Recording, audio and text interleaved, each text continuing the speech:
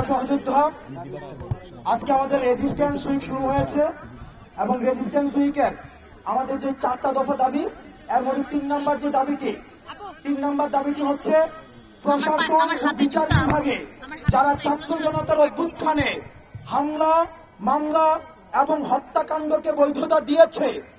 RFL wardrobe, প্রিয় সব পোশাক যত্নে থাকবে আরএফএল ওয়ারড্রপে। এবং ফেসিবাদ বারংবার কায়েম করার চেষ্টা করেছে, তাদের দ্রুততম সময়ে অপসারণ ও বিচার নিশ্চিত করতে হবে। আমরা কিন্তু এখানে প্রশাসন এবং বিচার বিভাগকে ইনক্লুড করেছি, অর্থাৎ প্রশাসনের যে কোনো পর্যায়ে সেই ইনক্লুসিভের জায়গা থেকে আগের ফেসিস্ট সরকারের যারা ফুড সোলজার ছিল, যেসব সচিব ছিল, সেসব আমলা ছিল, তাদেরকে পদত্যাগের মধ্য দিয়ে, পদচ্যুতের মধ্য দিয়ে আমরা সেদিন দৃশ্যমান পদক্ষেপ দেখতে চাই। আমাদের 4 নম্বর যে দাবিটি হচ্ছে, সেটি হচ্ছে প্রশাসন ও বিচার বিভাগে যারা এতদিন বৈষম্যের শিকার হয়েছে, তাদের জন্য, সবার জন্য ন্যায্যতার ভিত্তিতে সমান সুযোগ সুবিধা নিশ্চিত করতে হবে। আপনারা জানেন, আগের যে প্রশাসনটা সেটা ছিল হাসিনার তোষামোদী প্রশাসন।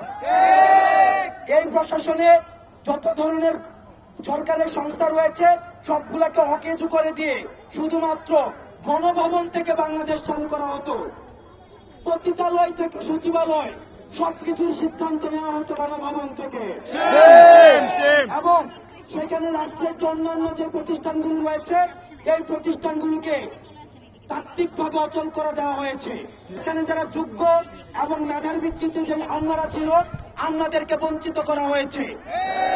4 নম্বর দফা দাবিতে সেখানে স্পষ্ট করা হয়েছে, এতদিন ধরে যারা দলকানা আওয়ামী বঞ্চিত হয়েছে, তাদেরকে মেধার ভিত্তিতে, ন্যায্যতার ভিত্তিতে আবার সুযোগ সুবিধা নিশ্চিত করতে হবে।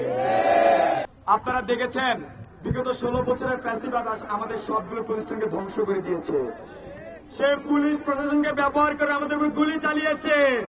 প্রত্যেকটি পদে পদে এই ফ্যাসিবাদের দোসরদের আমরা আজকে শহীদ মিনার থেকে ঘোষণা দিতে চাই, যতদিন তা হবে ততদিন ছাত্র জনতা লাশ রাজপথে লড়াই চাই।